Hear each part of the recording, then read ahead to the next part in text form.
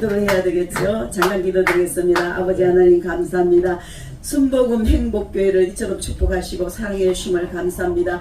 여기에 모인 모두에게 엄청난 복을 내려주시고 이 마지막 때 모두가 다 사명자를 감당하고 머리에 머리가 되는 귀한 아버지 축복 가운데 거하는 저희 모두가 되게 하심을 주여 믿습니다. 아버지 오늘 참석한 모두에게 엄청난 주님의 축복이 함께하여 주시길 믿사옵고 감사드리며 우리 주 예수님의 이름으로 기도드리옵나이다. 아멘. 예, 제목은 말세의 현상들. 근데 오늘의 설교 말씀은 좀 교육적인 설교가 될 것 같아요. 예, 먼저 성경 속 지도자의 상을 좀 말씀드려 보겠습니다. 예수님, 성김의 지도자입니다. 아브라함, 확신의 지도자입니다. 요셉, 비전의 지도자. 모세, 용기와 결단, 열정의 지도자. 다윗, 통치, 군사 분야의 지도자. 요수아, 믿음의 지도자. 갈렙, 자신감을 주는 지도자. 사무엘, 하나님을 경외하는 지도자. 느헤미야, 깨끗한 지도자. 이사야, 개혁의 지도자. 다니엘, 영적 절개의 지도자. 네. 오늘날은 참 바쁜 시대이죠. 격동의 시도이죠. 그리고 또 충동의 시도입니다. 그리고 또 많은 사건들 사고가 일어나는 시대입니다. 그런가 하면 또 천재지변이 일어나는 시대입니다. 한치 앞도 내다볼 수 없는 뜬금없는 터무니없는 사건들이 많이 일어나는 천재지변의 모든 세계적인 현상, 말세적인 현상의 사건이 일어나는 시대입니다. 예수님 오실 날이 가까워진다는 가깝다는 징표이기도 합니다. 그래서 제가 지금 다 줄이고 하는 겁니다. 그래서 그 당시에 엄청난 큰 사건들이었습니다. 어떤 사건들이었냐? 이러한 사건들, 무슨 사건들이었냐? 그 당시에 망대가 무너졌어요. 예수님 시대에 18명이 죽었다는 것은 엄청난 사건이에요. 그 당시에는. 오늘날은 별거 아니지만 오늘날은 뭐 몇백 명, 몇천 명도 죽으니까. 근데 그 큰 사건이 많이 일어나기 때문에 그래서 오늘날은 많은 사람들이 말세라고 합니다. 사도 바울은 말세에 고통당하는 때가 될 것이라고 디모데에게 알려주고 있습니다. 오늘날 우리 모두에게 알려주고 있는 겁니다. 바울이 말한 말세의 현상들이 불행하게도 지구촌의 구석구석에서 일어나고 있는 겁니다. 그러면은 양심의 타락, 첫 번째 양심의 타락. 우리는 양심이 순수하고 맑고 깨끗하고 하나님께로 향하는 양심이 되어야 되는 겁니다. 아멘. 양심은 하나님께서 인간에게 주신 가장 소중한 선물입니다. 아멘. 본문에 바울이 지적한 모두가 양심의 타락에 기인한 것입니다.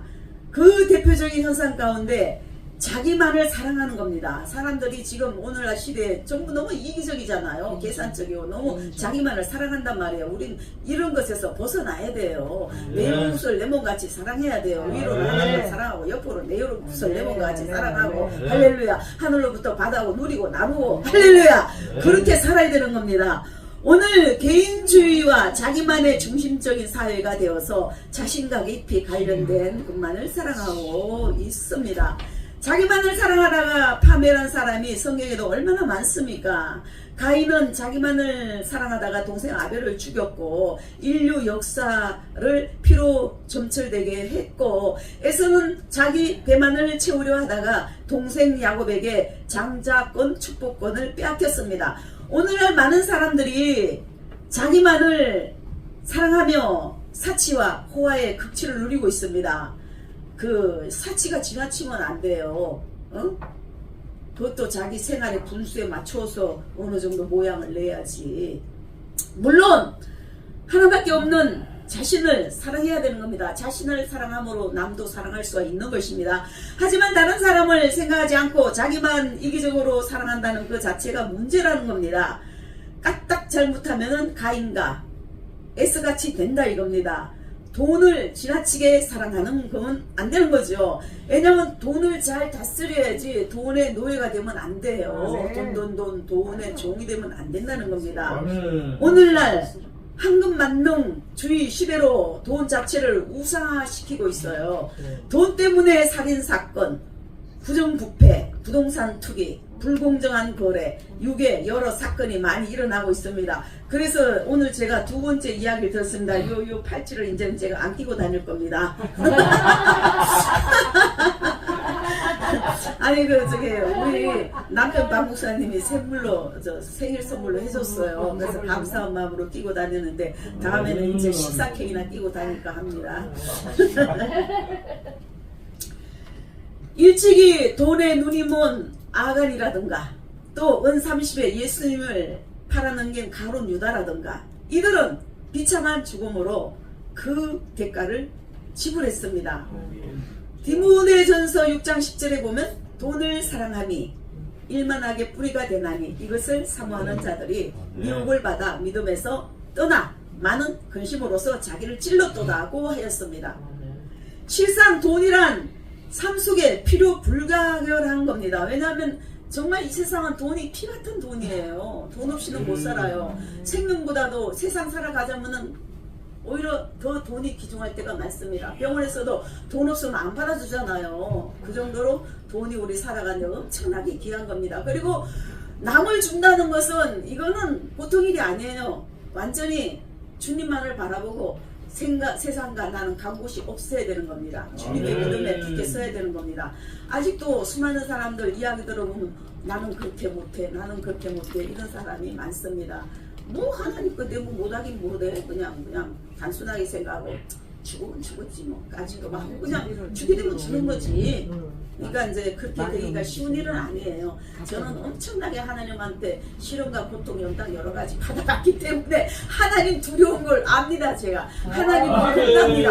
하나님 거 겁나요. 하나님이 하라면 해야 돼요. 하나님 거지고 내 건가 하나님 뜻대로 안 하다가는 괜히 하나님을 혼난단 말이에요. 할렐루야. 그래서 많은 사람들이 돈 하다가 믿음에서 떠나고 죄를 범하고 고통을 받게 되는 겁니다. 성도는 돈에 얽매이지 말고 크든 작든 감사하며 자족해야 되는 겁니다. 초가집 상가에 살면 어떻습니까?